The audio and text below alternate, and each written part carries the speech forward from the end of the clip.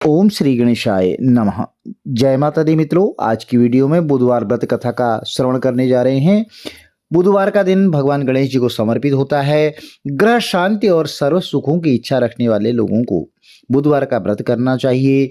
इस व्रत में रात दिन में एक बार ही भोजन करने का नियम होता है। इस व्रत के समय हरी वस्तुओं का उपयोग करना बहुत ही श्रेष्ठ माना जाता है।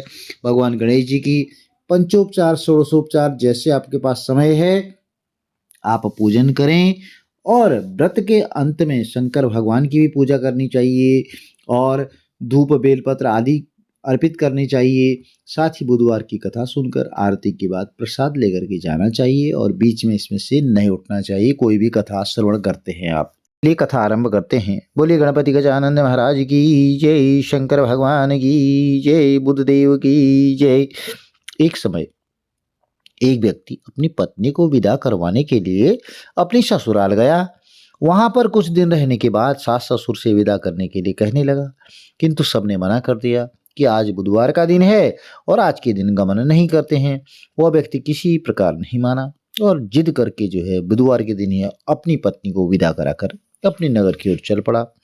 रास्ते में उसकी पत्नी को प्यास लगी तो उसने अपने पति से कहा कि मुझे बहुत जोर से प्यास लगी है। तब वह व्यक्ति लोटा लेकर के रथ से उतरकर जल लेने चला गया। जैसे ही वह व्यक्ति पानी लेकर अपनी पत्नी के निकट आया तो वह यह देखकर आश्चर्य से चकित रह गई कि ठीक अपनी ही जैसी सूरत वैसी ही वेशभूषा में एक व्यक्ति पत्नी के पास रथ में बैठा हुआ है और उससे बातें कर रहा है। उसने क्रोध से कहा कि तू कौन है जो मेरी पत्नी के निकट बैठा हुआ है। दूसरा व्यक्ति बोला, यह तो मेरी पत्नी है और मैं अभी अभी ससुराल से विदा करा कर ला रहा हूँ। तो वे दोनों आपस में झगड़ने लगे। तभी राज्य के सिपाही आकर लोटे वाले व्यक्ति को पकड़ने लगे। तो स्त्री से पूछा कि तुम्हारा असली पति कौन है। तो पत्नी शांत ही रही क्योंकि दोनों एक जैसे ही लग रहे थे। किसी अपना असली पति कहे तो वो व्यक्ति ईश्वर से प्रार्थना करता हुआ बोला कि हे परमेश्वर, यह क्या लीला है कि सच्चा व्यक्ति झूठा बन रहा है। तभी आकाशवाणी हुई कि अरे मूर्ख, आज बुधवार के दिन तुझे गमन नहीं करना था, तूने किसी की बात नहीं मानी। यह सब लीला बुद्धदेव भगवान की है। उस व्यक्ति ने बुद्धदेव से प्रार्थना की और अपनी गलती के लिए क्षमा याचना की। तब बुद्धदेव जी जो है अंतर्ध्यान हो गए। वह अपनी स्त्री को लेकर घर आया। बुधवार का व्रत हुए दोनों पति पत्नी नियम पूर्वक करने लगे।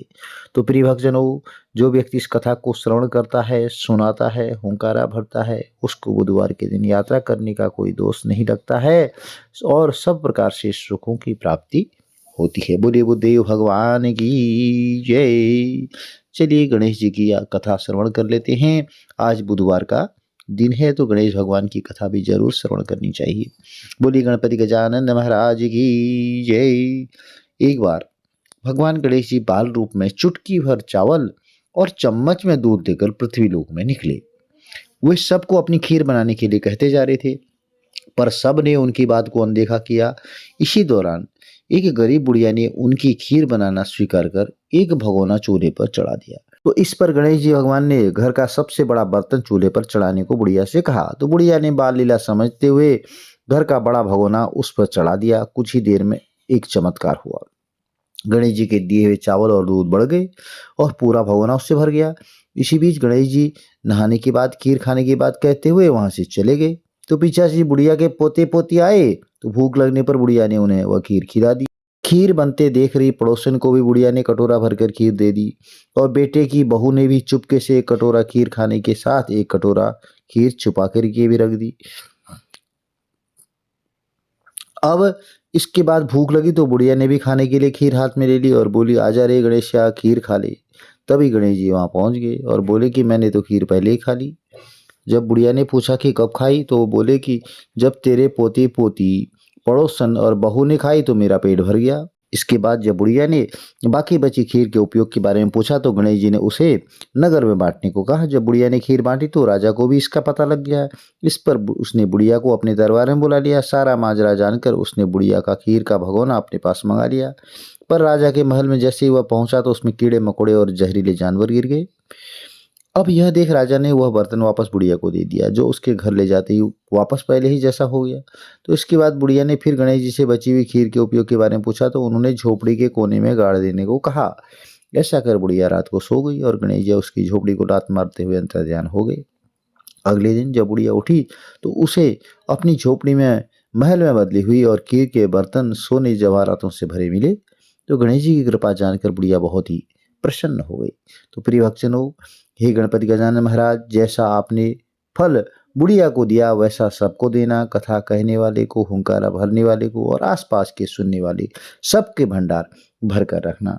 प्रिय भक्तजनों, कथा अच्छी लगी तो चैनल को लाइक कीजिए, शेयर कीजिए, सब्सक्राइब कीजिए, साथ में बेल आइकन अवश्य प्रेस कर दीजिए, जिससे कि आने वाले वीडियोज की नोटिफिकेशंस आपको ठीक समय पर मिल सके। भगवान गणेश जी महाराज का आशीर्वाद आपके परिवार में, कुटुंब में सदैव बना रहे। जय श्री कृष्णा।